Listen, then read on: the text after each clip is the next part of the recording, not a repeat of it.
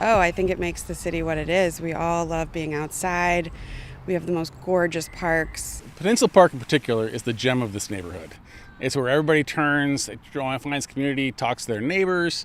In the summers, we got the symphony comes and does a deal here, which is spectacular. I am walking my dog here today. We come here every day, twice a day. I love this park. We know all the other dogs who come here. And through that, we meet so many neighbors and people that I wouldn't otherwise meet. What is your favorite part? Do you like to run the bases? I like to run the bases. Yep. And what else do we like to do? Go to the roses? Yeah. I think that it's a really great place for people to be able to get out, rain or shine. Even on the rainy days, you see everyone out here walking anyway. I think that's why a lot of people are drawn to Portland, but it's kind of our secret. They say the weather's really bad, but it's not that bad. You can go to the park almost every day. And you need to know it's part of the ebb and flow. It's kind of like breathing and walking. It's just part of the routine of life. And this is the part that we most look forward to. Okay, so Portlanders love their parks. That is no secret. But the future of our beloved parks and natural areas, more than 11,000 acres worth, could be at risk. And like so many other things, it all comes down to money. An audit released this week shows Portland Parks and Recreation faces an infrastructure crisis. As of September of last year, the Bureau reported that 86% of its assets are in poor or very bad condition. Okay, that's things like playgrounds, community centers, and restrooms. Here's Casey Jones, the director of Portland Audit Services. So we looked at 5 or 6 specific examples of new parks to look at the process for getting something online. That's where we found that new assets were being built without maintenance plans and funding sources for maintenance. Yes, you heard that right. Building new things without a plan on how to pay for maintaining them. The Parks Bureau estimates it would cost between $550 million and $800 million to clear the current maintenance backlog and restore current park assets, money that the Bureau does not have. Despite that backlog, the audit found the city continues to open new park assets without a long-term funding plan for neither the new assets nor the current ones. It is very no-duh. I think a lot of this has been around like addressing immediate needs over and over and over again, and that's why we're pushing them to look longer term so that we're not kind of just pushing a problem onto future generations. The audit shows that because the maintenance backlog is so extensive, some assets will fail regardless of how much money the Parks Bureau raises in the next 10 years. Not might fail, will fail. The Parks Bureau itself is forecasting 1 in 5 parks assets will close within the next 15 years if the Bureau can't find a way to pay for maintenance. Some assets will be closed. The city may not even have money to tear down failed assets. That costs money to do. There's got to be some creative ways to come up with solutions. I think the community would get together, and I feel like people would almost come out and volunteer and do the work. Okay, so what can the city do about it? Well, the audit recommends that the Parks Bureau come up with goals to meet maintenance needs, make a fiscal sustainability plan, and let Portlanders know the scope and impact of how they plan to save money within the Parks Bureau. A spokesperson for the Parks and Recreation Bureau was unavailable to talk with us on camera today, but in a statement they said in part, "We agree with the recommendation that city leaders continue to work with the Bureau to develop a fiscal sustainability plan so that city leadership and Portlanders can be confident their park system is on a stable, long-term financial footing." It's important to note Parks and Rec is funded in part by the city's general fund, which is not doing well because of things like lower property values and major vacancies downtown.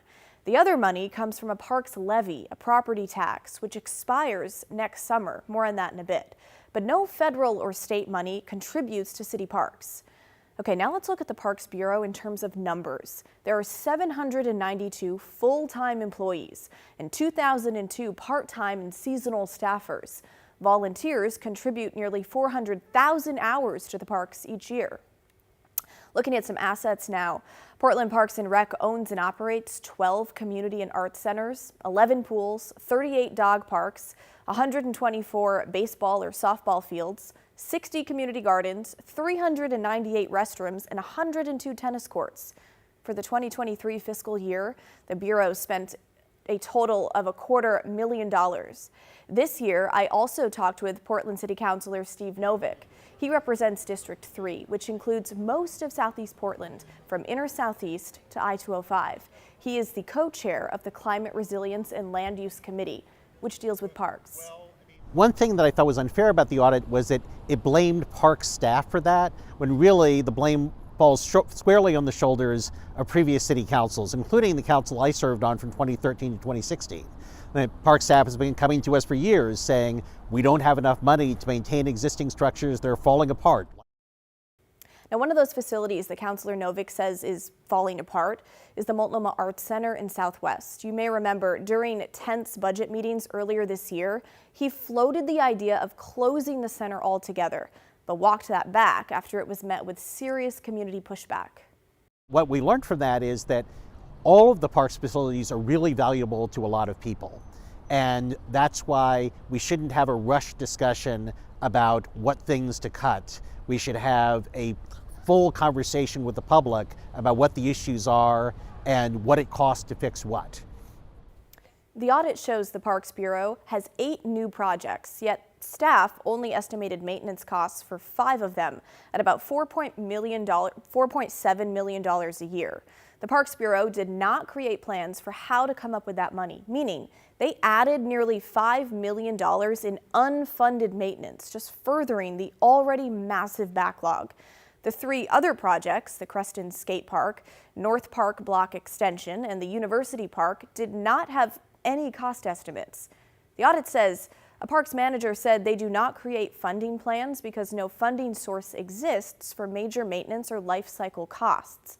Parks not creating funding plans commits public dollars to construction without any plan to sustain those assets. So you might be thinking, why on earth would they do that? The audit says the Bureau's plans are vulnerable to political pressure. Case in point, those 3 projects we just mentioned.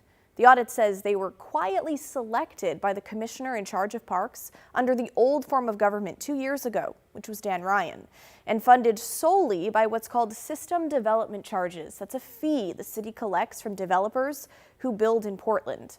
Well, get this. This past spring, the mayor waived those fees for 3 years to try and entice developers to build affordable housing in Portland. So no more system development charges are coming in for a while, meaning that money won't be going to the Parks Bureau for those new projects. But despite how that sounds, Councilor Novick says it's actually a positive. I think that in context, that's a good thing, because that means we'll have to reset and think about, before we start building new parks, all right, let's have a rational discussion about the old parks that are falling apart, and are we going to fix those, or are we going to start closing some of them? And let's talk about that before we start building new ones. When I talked with Councilor Novick this week, he was just stepping out of a meeting about the 2025 Parks Levy, a property tax renewal. It's on the ballot next month, a ballot that you may have received in the mail today. If not, it's coming any day now. But that levy will be decided by city voters who passed the Parks Levy 5 years ago. Here's a look at what would change if this new levy is approved next month. A lot of numbers here, so try and stick with me. Instead of the 80-cent property tax on every $1,000 of assessed value, it would jump to $1.40. That's a 75% increase. For the median single-family residential property owner in Portland, assessed around $220,000, that would mean about $26 per month, an increase of $11 per month, or about $130 more per year. Obviously, if your property is assessed at more than the median, $220,000, those numbers would be higher. The new levy would last 5 years and is projected to raise $456 million, some of which would go towards funding park maintenance. It maintains funding for current services, which means that we continue to do daily maintenance and cleaning of the outdoor parks. It means that we keep the community centers and pools open. It doesn't do more than that. We know that they are out for a levy right now, and that levy would kind of only be a Band-Aid on this much bigger problem. Now, if you're sitting there thinking, well, I don't own property, I rent, so I'm set, I don't have to pay this.